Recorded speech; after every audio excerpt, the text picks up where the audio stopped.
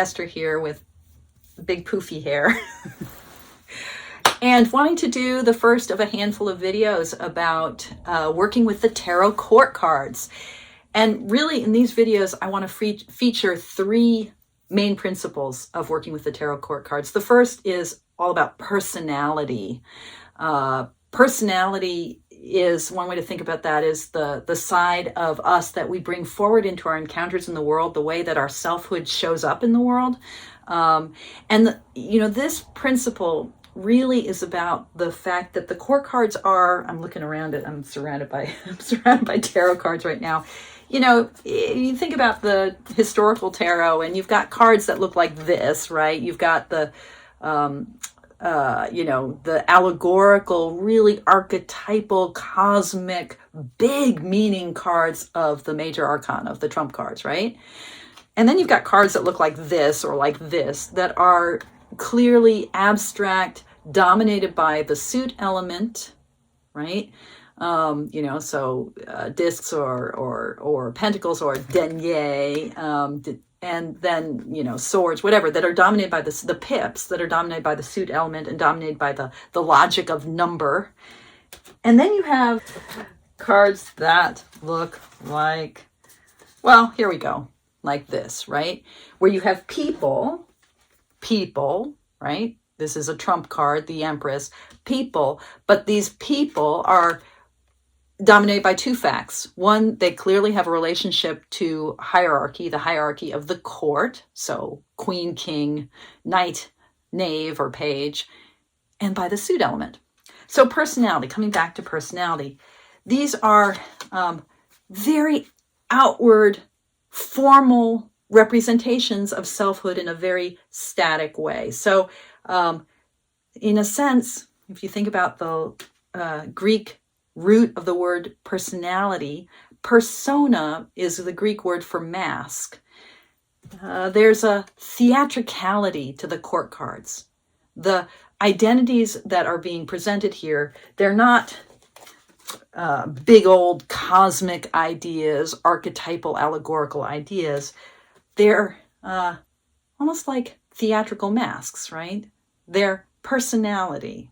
So what it is to be a queen, very public, right? Very social, bound up in all sorts of social norms and mores. So the very early conventions of cartomancy in the 18th and 19th century say, okay, let's talk about these very public norms.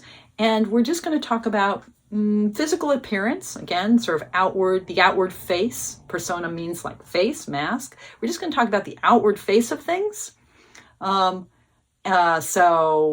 If you're the Queen of Swords, that's a woman with dark hair and dark eyes. And we're going to talk about the outward face of things in terms of age. So queen would be older, page would be younger, okay? That's the earliest conventions around personality, around persona or outward appearance of the self in a social public setting that comes up with the court cards.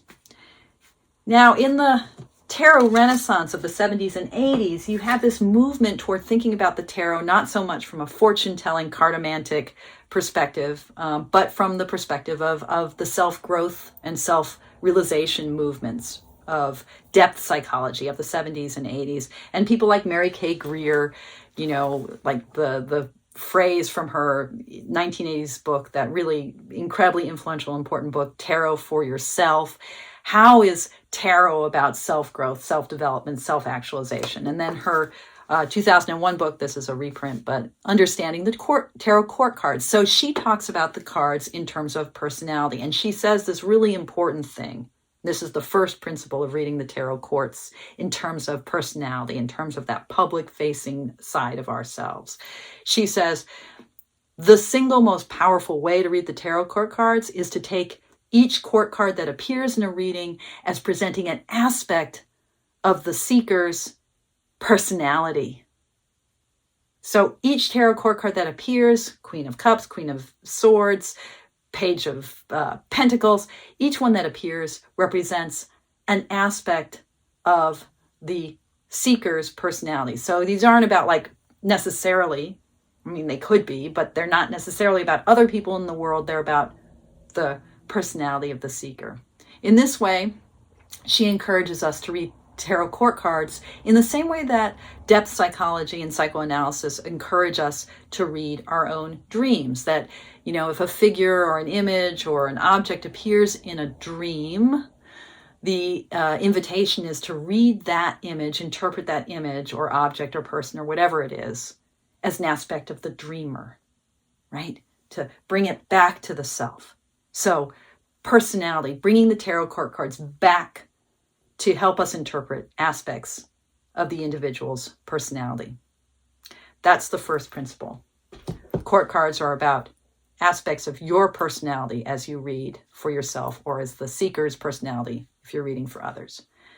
Now, second principle, and I'm going to name 3 of them, and I'll spend more time on the third one than on the first 2. Second principle is that the tarot court cards are related to questions of psychology. So personality is this like outward appear, like our public persona, our public face, representing aspects of our public face, but they're also about psychology, and particularly about the suit element's relationship to psychological functions. So incredibly important as we work with the tarot courts, and I'll talk more about this in another video or maybe several videos, incredibly important is to think to ourselves and to work out for ourselves in relationship to our own reading methods or our own connection with a particular deck or a particular tarot lineage. Maybe it's Waite Smith, maybe it's Crowley Harris, maybe it's the Mousset, whatever it is.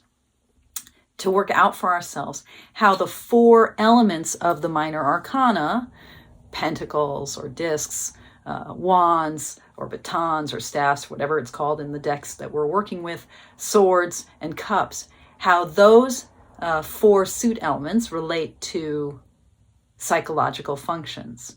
And the linchpin in that discernment is to connect the suit elements to the 4 classical elements. And this is work that I would argue that connection to the classical elements of earth, fire, air, and water, that goes all the way back to the historical production of the tarot in the 1400s and the 1500s.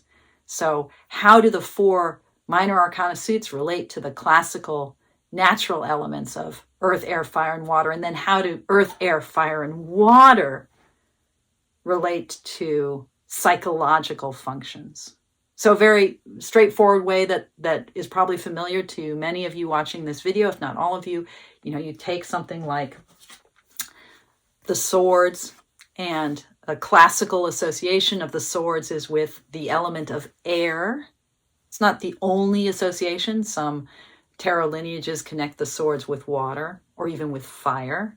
But most commonly, and this is something the Golden Dawn, the Hermetic Order of the Golden Dawn does in their tarot deck, their tarot relationships that emerge in decks like the Waite Smith or the Crowley Harris, is to connect the swords with the air, and air with the realm of thought. So thinking as a psychological function. Okay? So the queen, the outward facing side of the queen, in relationship to thinking. Okay? So that's the second principle of reading the tarot court. First principle is thinking about personality and these tarot court cards as aspects of the personality of the seeker. The second is to think about the tarot court cards as representing aspects or functions of human psychology, and those functions having taking their source from the elemental associations of the 4 minor arcana suits. So I'll talk more about both of those principles. I hope this wasn't too scattershot. I hope those 2 descriptions make sense for now, because in this video, what I really want to dive into is the third principle, which is the principle of office. Okay, deep breath, because we're shifting gears. I want to talk a tiny bit about tarot history in order to kind of contextualize the third principle of reading tarot court cards effectively, the principle of office. By office, by the way, what I mean is the way in which the rank of a particular member of the tarot court is defined by that rank's relationship within the ecosystem of the court. You know, what it is to be a page is all about the relationship of pages to knights and knights to queens and queens to kings. So there's that hierarchy inside the court that defines the office of page, but also there's an outward facing aspect of the office of a particular rank. And has everything to do with what pages do in the world. So, you know, how the ecosystem of the court is set up defines the office, and the office is also then in relationship to the outward world. So that's what I mean when I use the word office. But this brief moment of tarot history might help clarify things a little bit. So I want to talk a tiny bit about the way in which the minor arcana of our modern tarot deck emerges through this amalgam in early modern Italy of a tradition of playing cards that comes into Europe through the Islamic influx of ideas in Europe in the early modern period.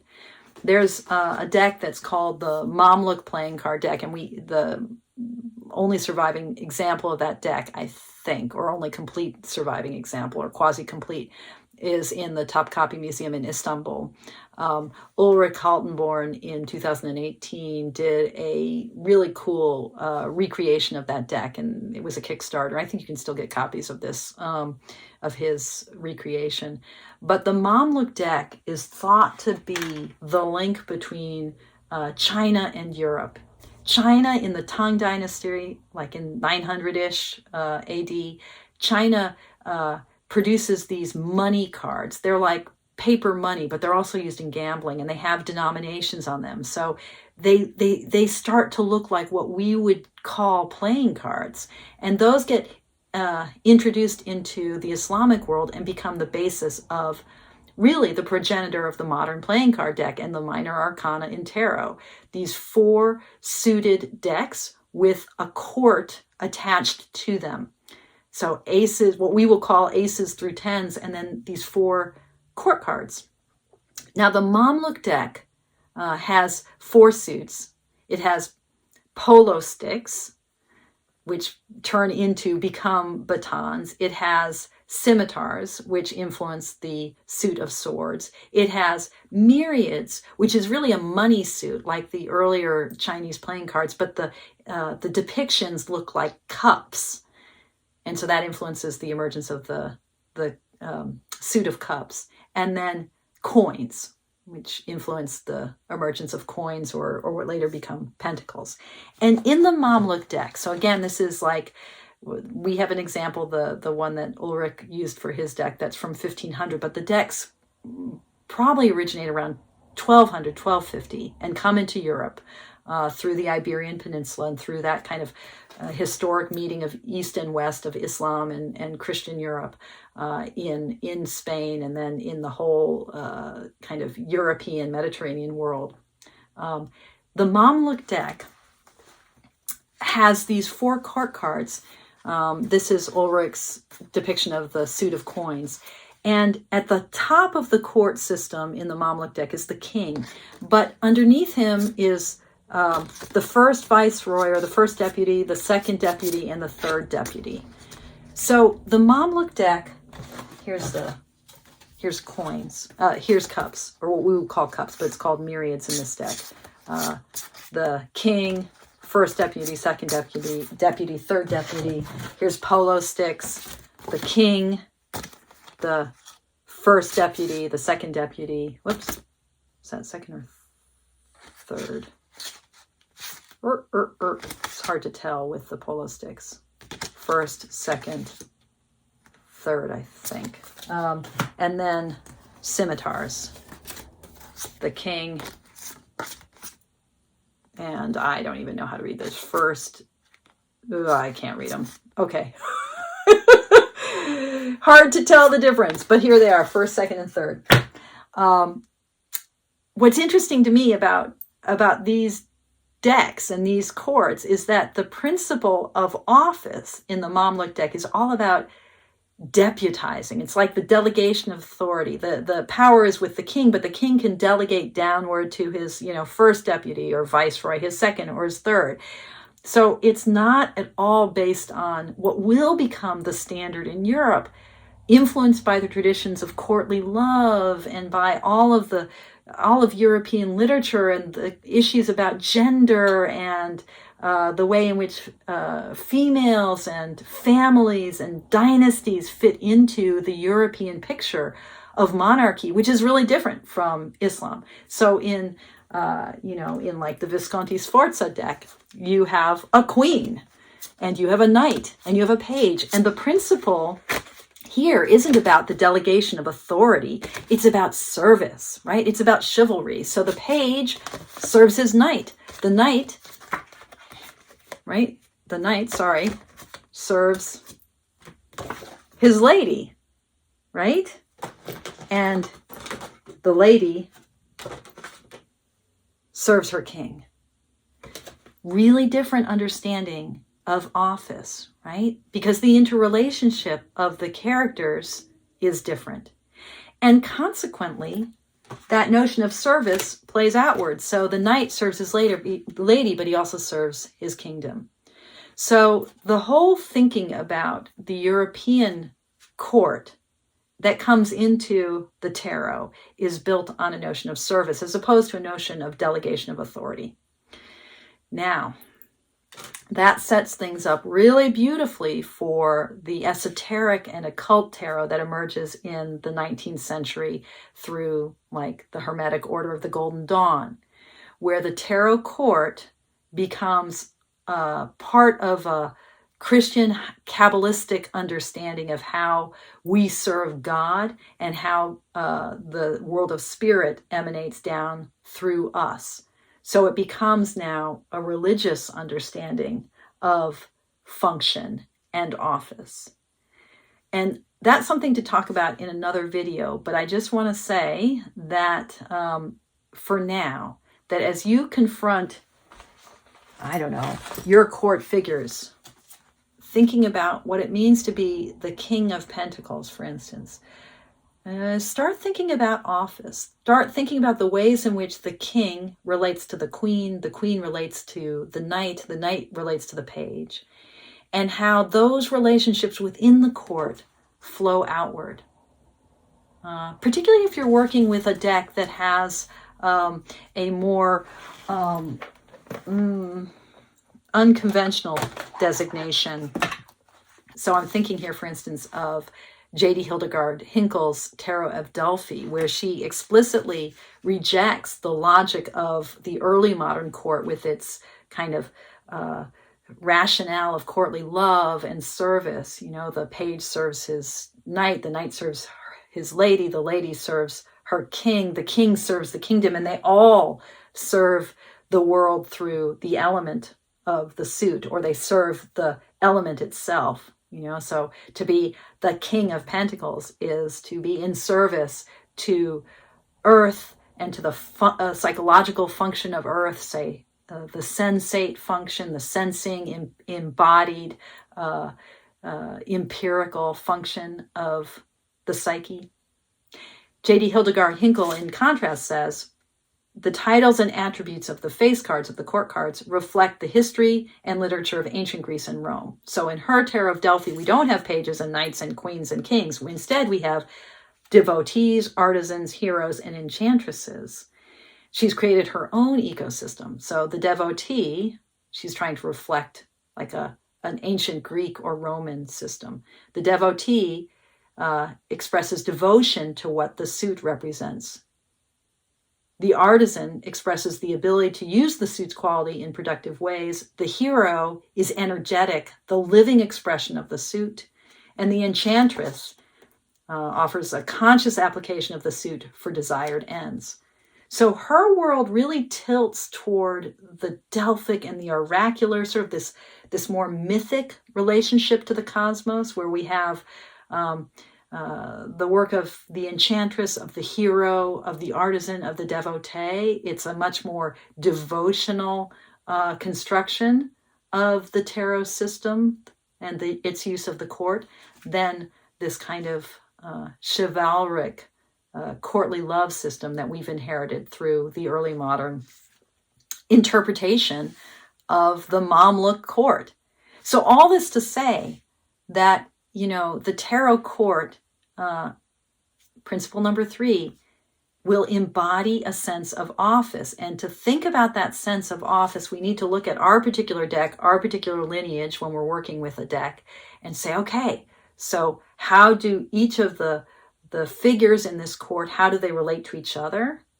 What's the relationship, to use Hinkle's language, of the enchantress to the artisan, to the hero, to the devotee? What is the hierarchy here? How do they connect? How do they articulate together? What is the ecosystem? And then what are they doing in relationship to the world? In hers, Tarot of Delphi, there's a sense of devotion. In the Mamluk deck, we have a sense of authority and how that's delegated outward. In the sort of early modern, most traditional tarot decks, we have a sense of service. So we need to think about office. So personality, psychology, and office, the 3 principles of reading the tarot court. And I'll say a lot more in other videos. I hope this made sense. I hope it was fun. I hope it enriches your practice. And by the way, thank you for your practice. Toodaloo.